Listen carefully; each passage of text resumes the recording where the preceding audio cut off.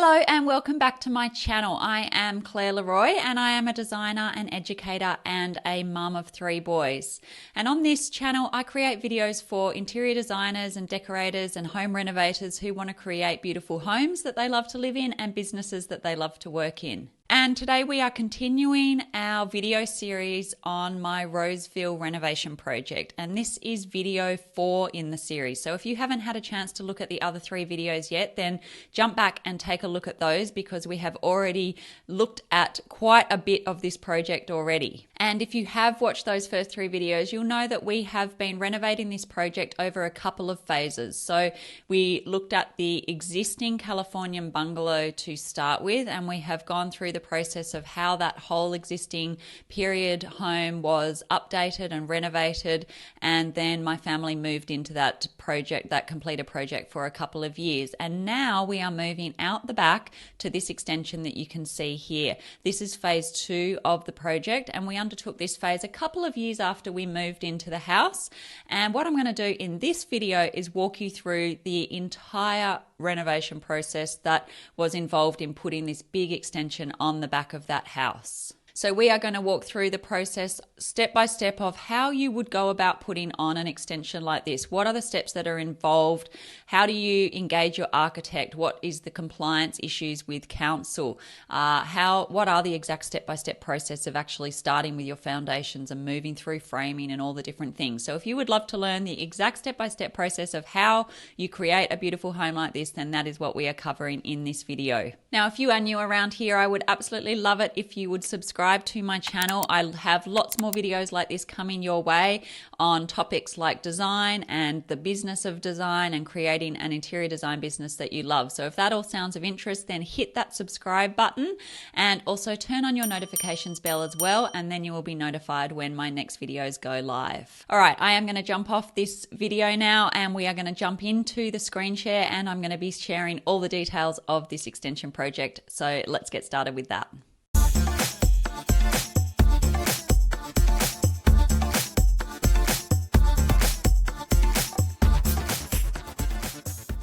Okay, so let's have a look at this project. So here is what we are going to be looking at today.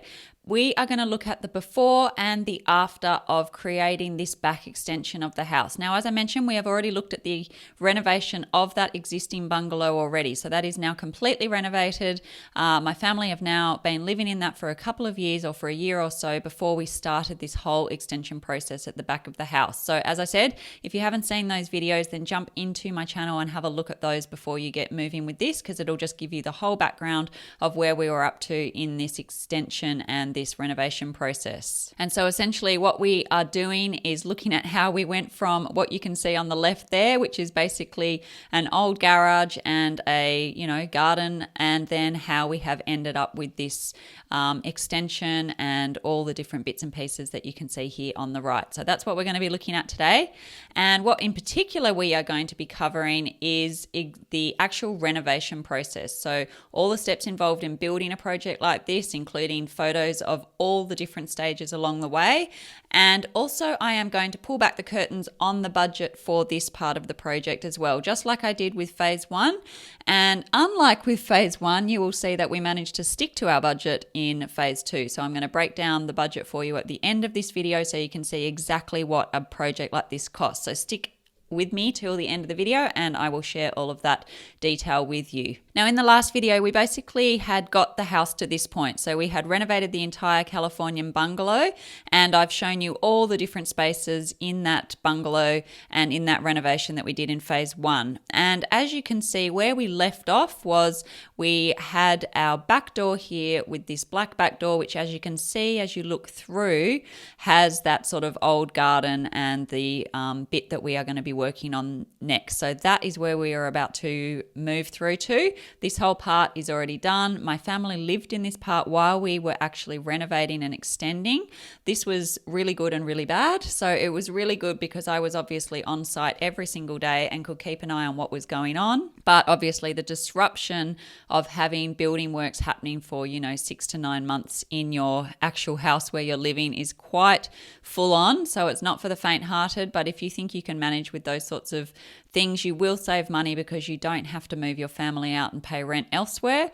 And also it is just a really good chance for you to keep on top of exactly what's going on with the renovation. The builder can pop in and ask questions of you whenever they need to, and it does make life a lot easier in some ways. So we did live in this part of the house while we were doing the renovation. And then that black back door, which you can't see in this image because this is actually the image from when we first bought, but it's pretty much where you can see this white door here. That black door came out to this large garden, and we've already talked about and had a look at what we're doing with this space, but essentially we're putting on this big extension sort of around this area here, if you can see where my mouse is moving, and that is pretty much what we are going to be looking at. The garden, when we had left it at the end of the last video, still looked pretty much like this. So we still had our old garage structure there. There's that black door that you can see. We've got our new skylights. We had installed this new cubby house for the kids, but the rest of it was pretty much untouched because we knew that we were going to be doing this extension, so we didn't really do any landscaping or anything like that as part of that phase 1 of the project. So this renovation of this back area of the house involved many, many steps, obviously. And what I'm going to do is actually walk you through each of these steps and just give you a quick sort of overview of what each stage involves, and how each stage works and the process that you move through in a big renovation process like this. So overall, there are 20 key steps. And we are going to look at each of these briefly one by one. So don't worry about reading these all out at the moment. This is just a bit of an overview of what we're going to look at. And then we have the other 10 steps here. But essentially we start from nothing, from a empty area, and then we will end up with that finished structure towards the end of the video. So let's just move through each of these steps so I can explain what each step involved and just a few tips and tricks about each of the stages so that you can look out for things that perhaps I did wrong or that I wish that I had known a bit more about when I was doing this process. So hopefully some of those things help you. Now, the first step that you are going to need to do, obviously, on a large project like this is to engage an architect or a draftsperson to help you draw up your structure. Now, I engaged Sean Thody of Thody Designs, who's an architect, and I did that in about February of 2016. However, in hindsight, I personally probably did not need an architect. I had actually already drafted this full floor plan. I knew exactly what I wanted in terms of layout and sizes and all of those sorts of things. And I was able to give that to Sean when we were first started working together, which meant that essentially I didn't actually need an architect. What I needed was a draftsperson who could have drawn this up. I was a little nervous to go with a draftsperson as I had a few issues with how the roof structure was going to join to the main house and a few things like that I thought an architect could help me with. But in hindsight, I actually knew more than I thought, and I definitely could have been working with a draftsperson rather than an architect. Now, in terms of which person you would choose if you were doing a project like this, if you are confident in design, if you know exactly what you want, then I would definitely consider just going with a draftsperson. If you're doing a smaller kind of extension as well, that would be another case of working with a draftsperson.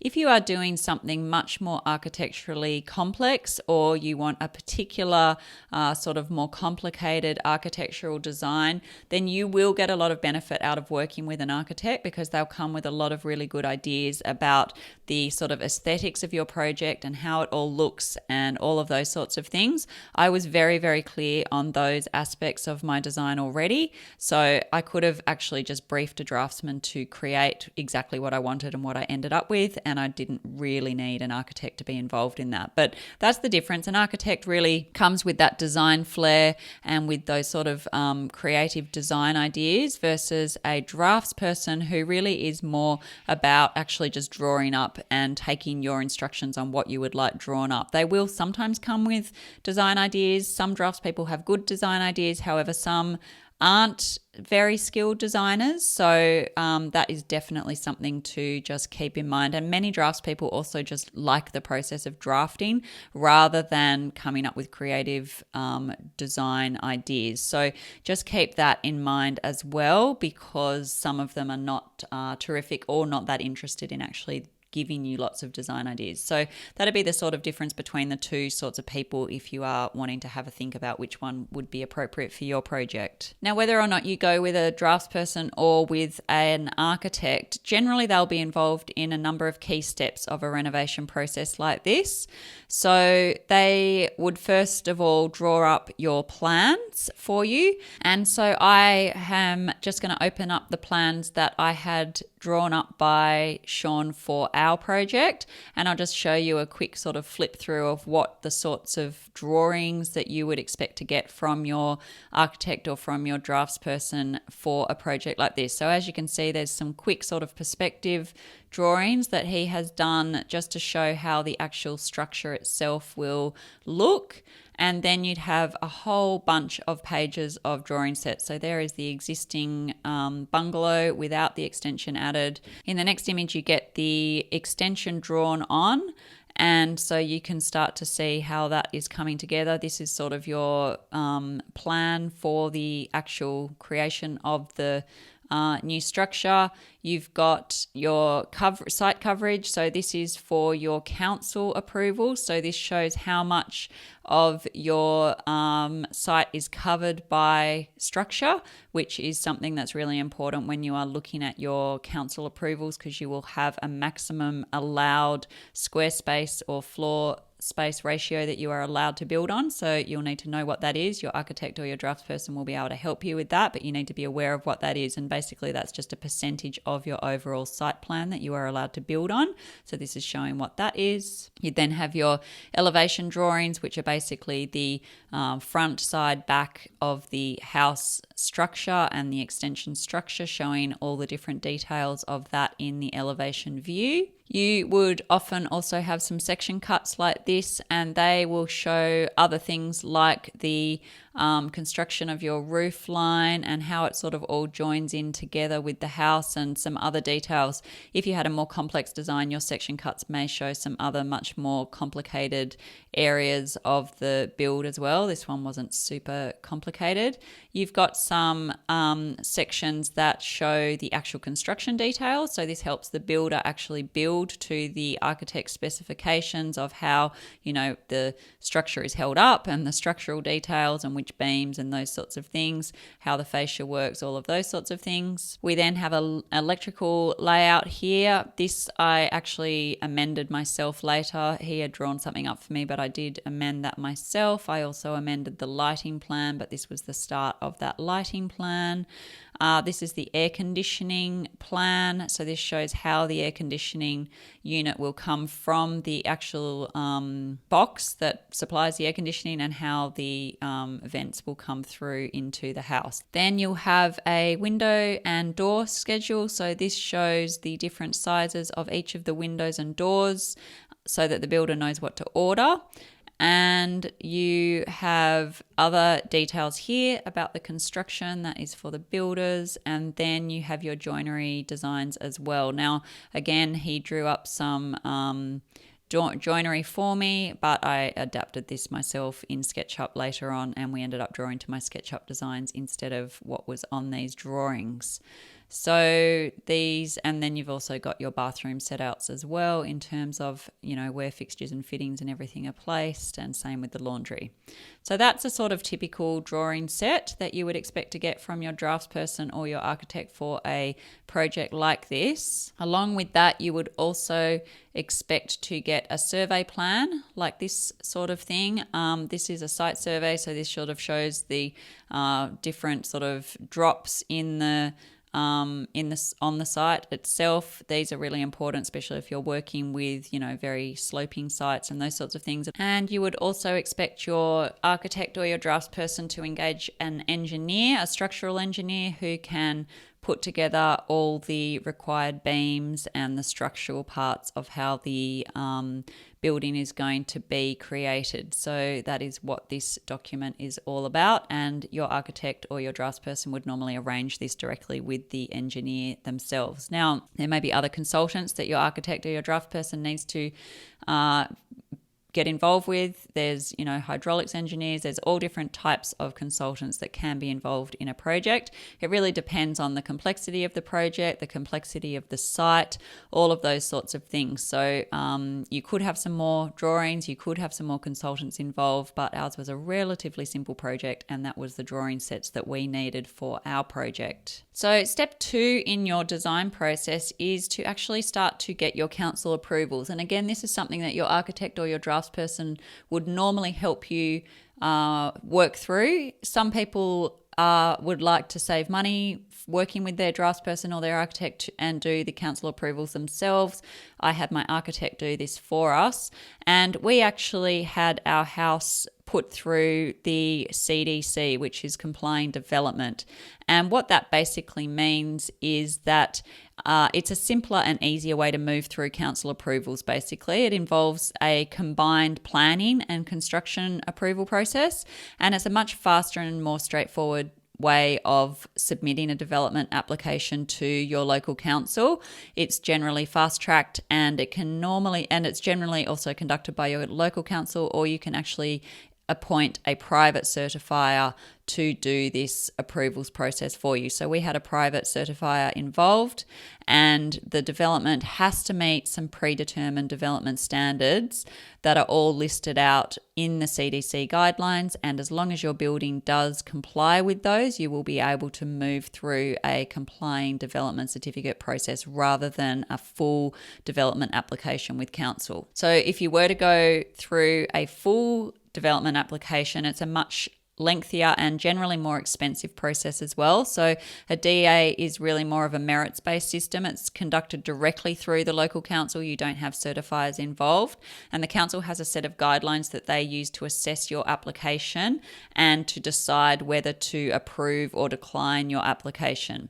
So this DA process can sometimes take up to 6 months and sometimes even longer in difficult situations, and it involves 2 different parts. It's that initial assessment with the council and then also getting your construction certificate. So whether you go with a CDC or with a development application, which is sometimes called a DA, which one you choose will be really something that depends on the type of site that you're working on. So for example, if you have heritage restrictions or you are in a flood or bushfire prone area or things like that, you generally can't go through the CDC process. You will have to put in a full DA with your council. Your architect or your draftsperson will be able to research all of this for you. You can research it yourself. There are local planning websites that you will be able to look up your particular location and find out whether you will be able to do a CDC or whether you have particular restrictions on your property that you would have to consider as part of your renovation process. But your architect or your other designers involved in your project should be able to help guide you on this particular aspect of your renovation process. And then keep in mind that there actually are quite a big difference in time frames between the 2 processes. So a DA can take up to 6 months, as I was saying, sometimes even longer. With a CDC, you can sometimes get that submitted and approved in around 4 to 6 weeks. So it's a big time difference, and there's also quite a difference in cost as well, with the CDC being a fair bit cheaper than the DA. And then the next step, once you have your CDC approved or your DA application approved, is to engage your builder. Now, this is something that you will probably be involved with simultaneously with obtaining your CDC or going through your council process, because that takes a little bit of time. So you generally be tendering out to builders at the same time as you would be putting through your application processes. And your architect or your draftsperson, again, would be able to help you be involved in selecting your builders if you felt that you needed that assistance. They would be able to help you work out what they need in terms of tendering documentation so that they have the correct information they need to be able to provide you with an accurate quote.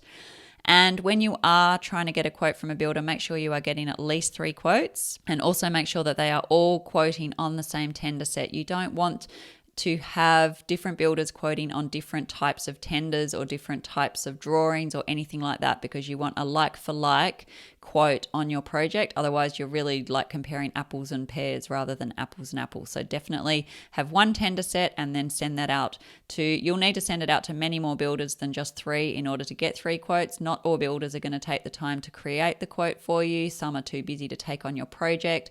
So, you want to probably send out your tender to around 7 or 8 different builders that you have identified, and then you'll be lucky to probably get about 3 quotes back for your project. And then the other thing your architect would sometimes be involved with or your draftsperson, is the actual oversight of the construction process once it commences. Now, I didn't engage my architect. He finished the process of involvement at the point of helping me with the CDC. After that point, I was happy to move forward myself because I was confident to work with the builder on all the design things from that point forward. So you are able to do that yourself. It's not recommended if you don't have experience in design, because there can be a lot of sort of tricky decisions that come up as you move through a big construction process like this. So if you want to maintain really good design and really good decision making on your design, then it is recommended that you have sort of regular site catch-up meetings between your architect, yourself, and your builder and any other consultants involved, just so that you can make sure that all decisions are according to what the architect wanted to have designed. So that really is up to you and your confidence levels, whether you want to have that involvement or not. So for us, all of that process took about 4 to 5 months. So I engaged the architect in February of 2016, and we had the approval on our CDC application in July of 2016. So that just gives you a bit of an idea of the timeframes involved from the point of appointing an architect through to getting to the point of ready to start your construction period on your project. Now, one final thing on engaging your builder is to make sure that you do sign a building contract. This is really critical to the success of your project, and your builder will normally prepare this for you. There's normally standardized templates that you can use for your local jurisdiction. So in New South Wales, there is a standard template. And if you are worried about any part of that building contract, then you should seek some legal advice just to make sure that the contract is fairly weighed against you and the builder. It will be a huge expense for you to build a project like this. So do make sure you've checked that contract really carefully. Your architect or your draft person have normally had quite a bit of experience looking at these contracts. They may be happy to help look through it for you, but they may also want you to have your own checks and balances on that as well. Now, the builder that we chose for our project was Scott Fairweather of Fairweather Constructions.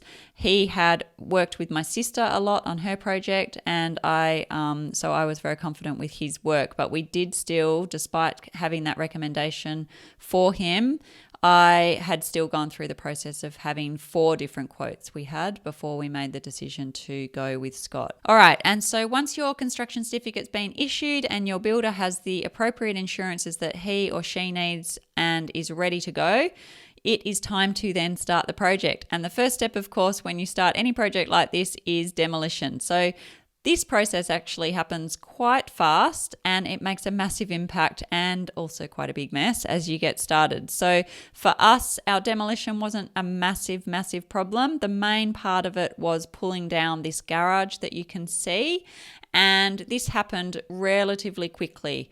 Over about a couple of days, really, we had it knocked down, and then all the brickwork was taken away, the concrete slabs were dug up, and in the end, we were left with this rather messy environment that you can see here. But it took probably only 3 days to get from that point to the point that you can see here. So step 5 after that was to install our pool. Now, we installed a fiberglass pool in this project from Compass Pools.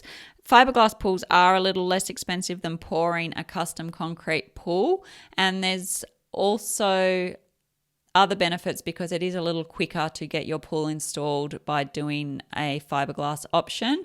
However, it does come with less customization options. So you are sort of confined to the sizes and the shapes that the pool companies offer versus being able to create a fully custom shape and size that would fit exactly into your space. So our pool was arranged independently of our building contract, and we had a separate contract with Compass Pools to put this in.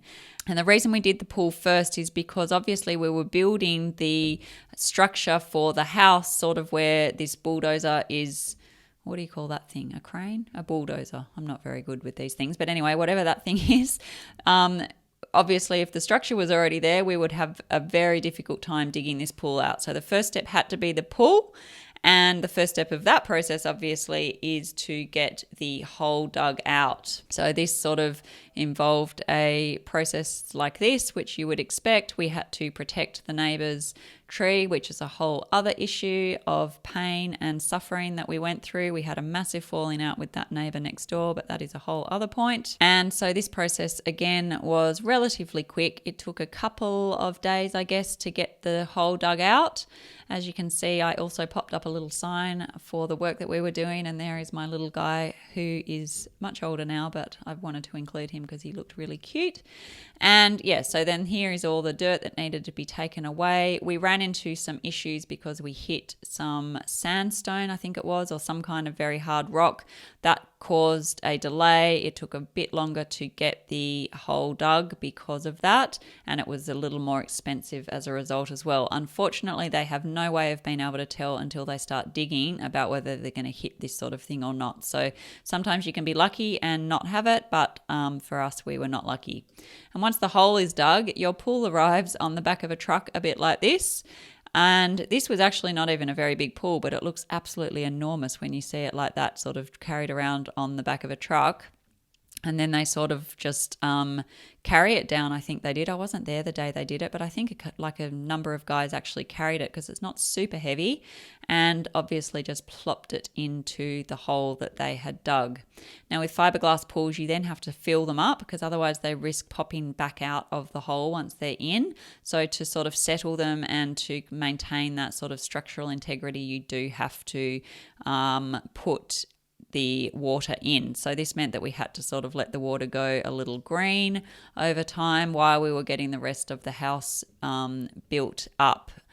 And once the pool had gone in, this is basically how things were looking. Now the pipes that are in the middle of this space here, that was another annoying sort of thing we had to do before we could get started with the actual construction project itself. We had to actually replace all of our old terracotta sewerage pipes with brand new pipe work. And so this involved having to dig up this whole driveway and put in a whole new trench, dig up all the old sewer pipes and replace all of those. So that was really, really annoying. We had to also reinforce those with concrete because they are council pipes, and we were going to have some structure sitting over the top of that. So that was part of our application process that we had to go through that. That cost around $20,000 or so just to do that. And it's one of those super annoying things that you have to spend money on when you are renovating that you can't even see at the end of the renovation. So just keep in mind there will be things like that that are super annoying that you're going to have to spend some money on. And then once that was all sorted out, the builders were ready to get started with their part of the work. So the first thing that they have to do is to set out the site. So basically you can see Scott here is marking out with his string lines the actual set out of where the structure of the building is going to go, and he will then use that set out to dig the foundation. So you can see here that the foundations were dug out by the thing that I don't know what it's called, the bulldozer, I guess. And that creates the foundations for the structure to sit on. And then once that is done, step 7 is to lay in the plumbing and to get everything ready for the pouring of the slab. So you can see the formwork here for the slab has started to be put together. This basically is the sort of structure that the concrete pours into that is then removed later. You can see here we've got the start of our strip drain, which is there to catch the overflow of the swimming pool so that it doesn't run under the windows for the house. And we also obviously had other drainage and pipe work put in for the laundry, and this is for the sink on the kitchen island. And then once all of that's in place, you put down a waterproofing membrane like this and also this reinforcing steel, which helps to reinforce the concrete slab that you are pouring. And then you are ready for your concrete pour, and this was the day that we did that. It happens very fast, so we basically, one day it looks like this, and then in a single day this is what you are left with. So this is the whole slab now poured, And as you can see, it suddenly makes a huge difference to your site. It's much, much cleaner and easier to manage once you've got your slab poured. You can see here we have the bathroom. That is a slight step down from the rest of the slab because this needs to be tiled versus having the concrete, polished concrete for the rest of our flooring. The other thing that happened before the concrete was poured is that we also had our underfloor heating laid as well. So I don't have an image of that, but that's also a step that happened in order to get the site ready for the concrete pour. After that, you are ready for framing, and my framing process took probably a couple of weeks. We had a very simple sort of frame system, so it wasn't super complicated. So it sort of just starts out with your walls and this is the sort of internal structure that was there. Once you've got that, they bring in a beam and the structural elements so that you can start to create your roof structure, as you can see here. So that is step 10 of the process. And we also, once we got to this part, it had started getting quite warm, so we actually were able to start using the swimming pool, which was nice. I don't think it's probably legal to do that. You can see we've got all the temporary fence around, but we did it anyway as we were living there. So that was us sort of swimming in the middle of a construction site. And then your next step after that is your electrical rough-in. Now, I didn't have any pictures of that, but basically what your electrical rough-in is where all your electrical cables are pulled through the stud work and the other framing, and they're put into the wall cavities and the ceiling cavities and those sorts of things. So this doesn't involve actually putting on your light switches or your lights or any of those other devices. That occurs towards the end of the project, but it just involves actually getting all those wires to the places that they need to be. After that, you are ready for doors and windows. Now, our doors were delivered one day while nobody was on site. This is a big no-no, and my builder really should have been there. I also wasn't there.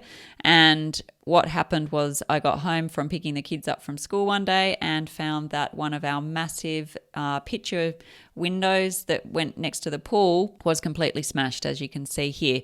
So the builder and the window supplier had a little bit of a fight about this. The window supplier claimed that it was delivered not broken. So who knows what happened with that, but that is an error on his part. He should have really been there to take delivery, because then it would have been clear whose issue it was in order to have to pay for that window replacement. Luckily, it was not mine. And then you can see here are all the windows arriving. It's a very exciting day on site when your windows arrive, because it means you are getting very close to lock-up stage. And as you can see, the big doors getting installed, the big picture windows there getting installed as well. And once that is all in place, you're ready to start actually putting up the gyprock. So then it starts to really take shape and start to look a bit more like a real house. Now, this takes a fair bit of time to do all this gyprocking.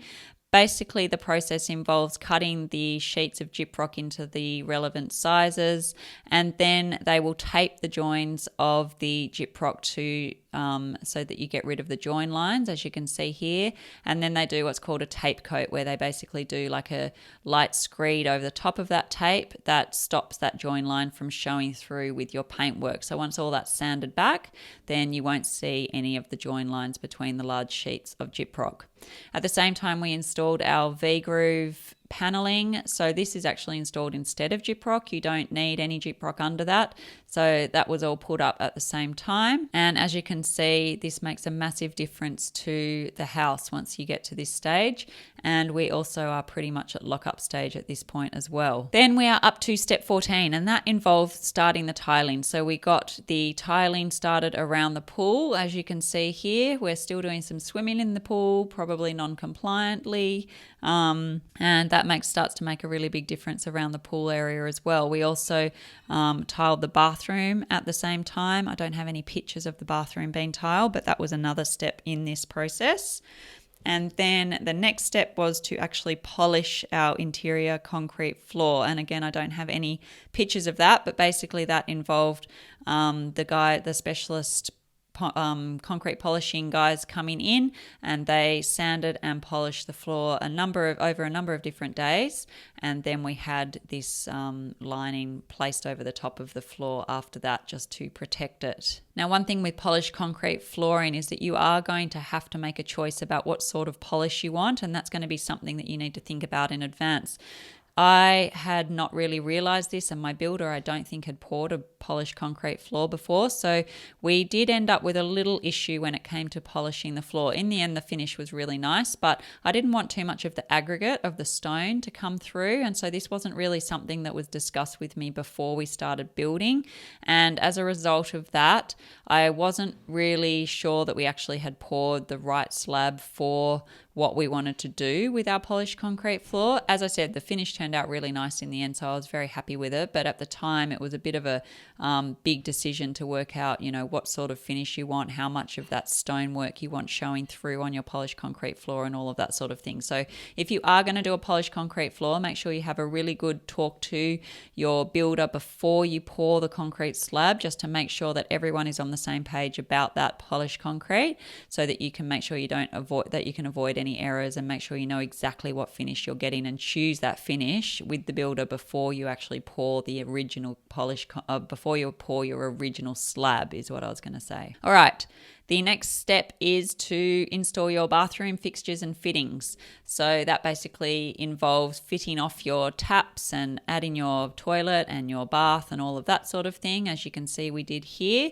And at the same time in this phase, we also had this big steel picture window installed. So you can see that has arrived on site, and that's just been held in on the day that it arrived, and then had its glass added as well. So that was a big and exciting day. And now this picture window was actually a bit of a mistake. The architect had put in a servery window between the pool and the kitchen area here, but in the end, this servery window, because of these stairs, was not compliant, because you've got to have a particular height of, I think it's 1.1 meters, and it didn't end up being compliant, and otherwise our servery window would have been a ridiculous height in order to be compliant off this stair here. And so my builder and I did a little bit of thinking on site, and I'd seen lots of picture windows like this that I'd absolutely love. So he and I sort of designed this actual picture window on site, had this sort of feature where it jutted out on an angle actually, so it was like thinner towards this end and larger towards this end. It looked really nice. It was a really, really nice architectural detail in the end. That was actually a mistake. So sometimes mistakes can turn into the best feature of your project, which this did in the end. So that's an interesting thing just to keep in mind. And sometimes on site, you've just got to run with changes and make changes. And that can be, that's just something that happens. So you just got to roll with the punches and make it work best you can. And then after that, we were ready for painting.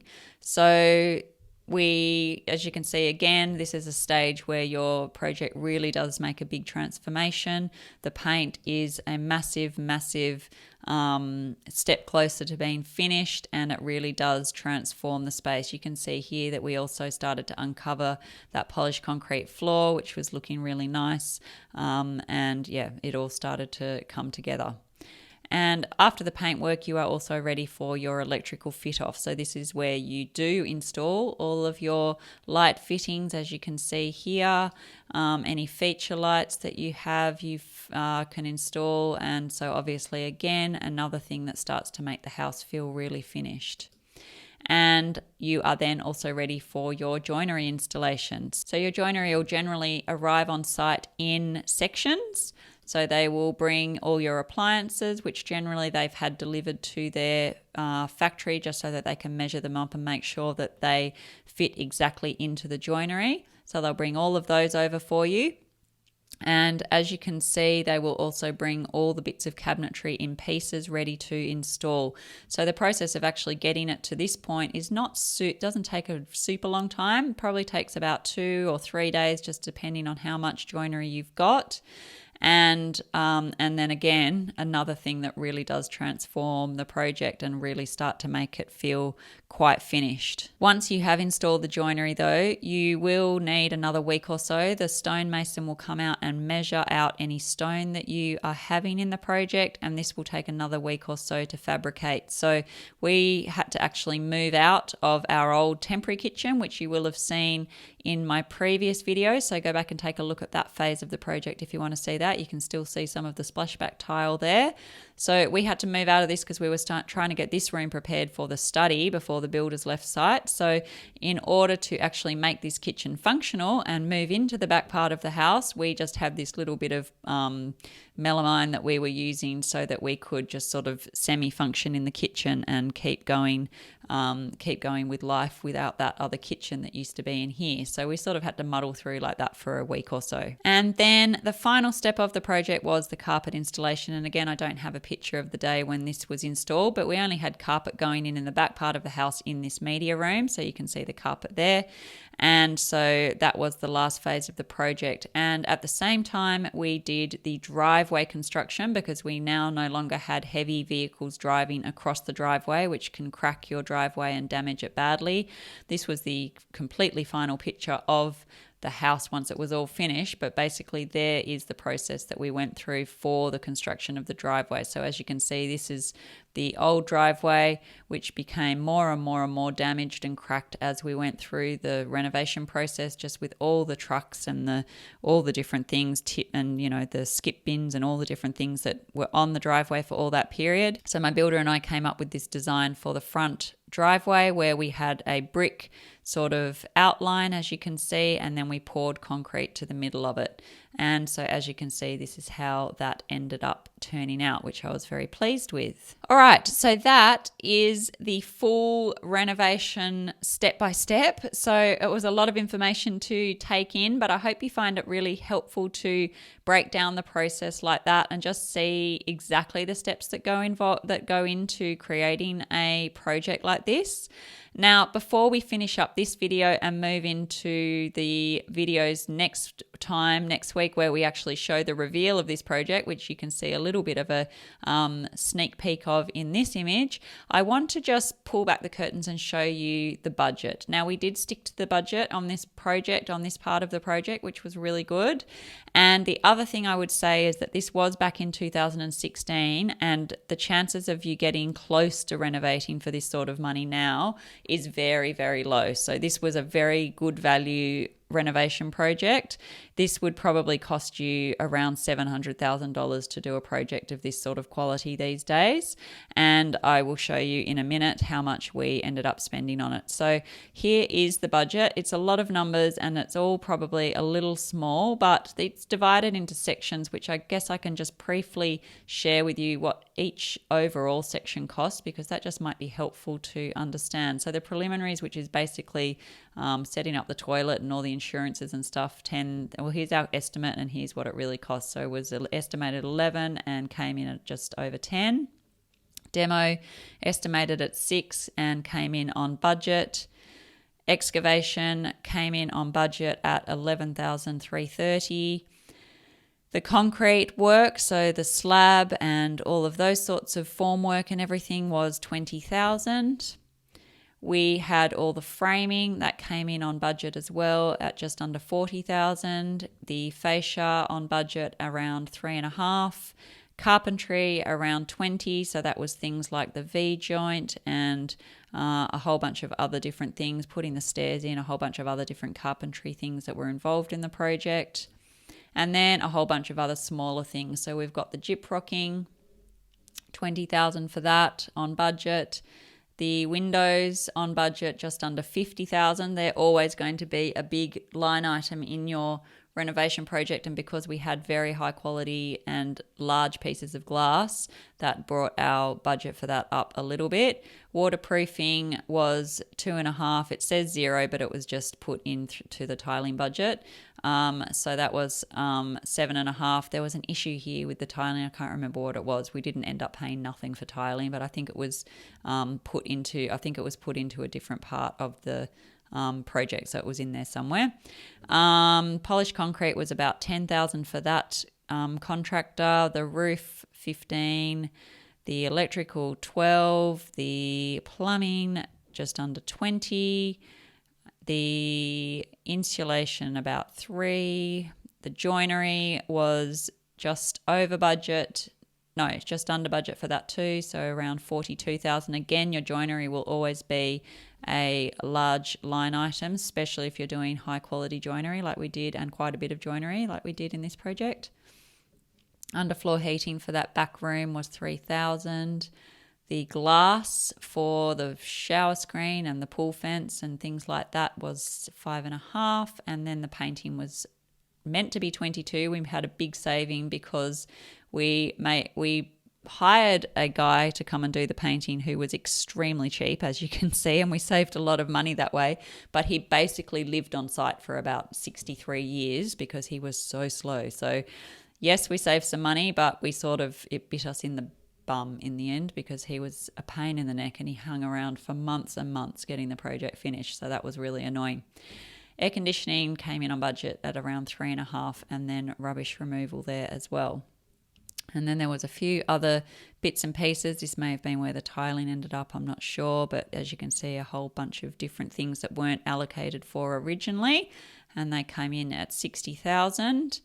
And in the end, the estimated cost for the whole project was $461,000, and we came in just over budget by about $1,000 at $462,000.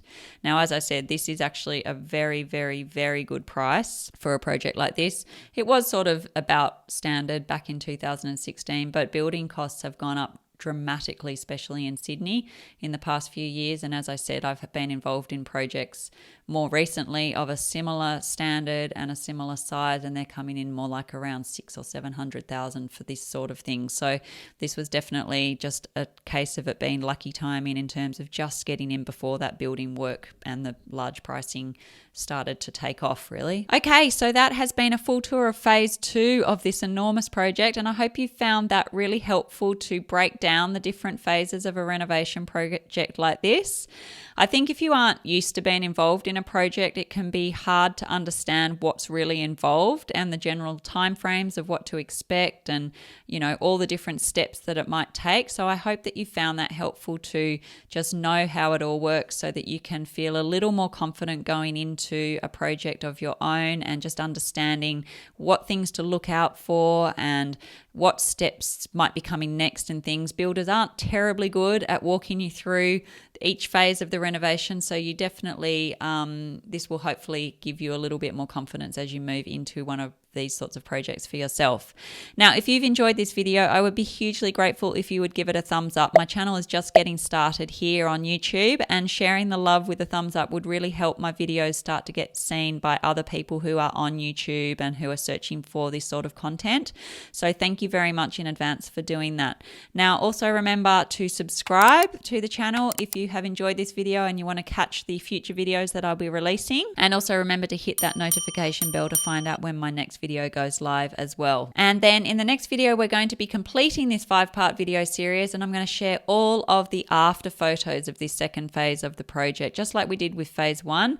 I'm going to walk you through all the different spaces, and we'll talk about what products were used, what fixtures, fittings, what furniture pieces were used, and all of the details that you guys ask me about all the time. So that'll be the final video in this series, and the full completed images will be revealed in that video. So make sure you come back for that video, as it's going to be a really good one. All right, so that is it for this video. Thank you so much for spending your time with me. I hope you found that helpful. Enjoy the rest of your day, and I will see you back here next time.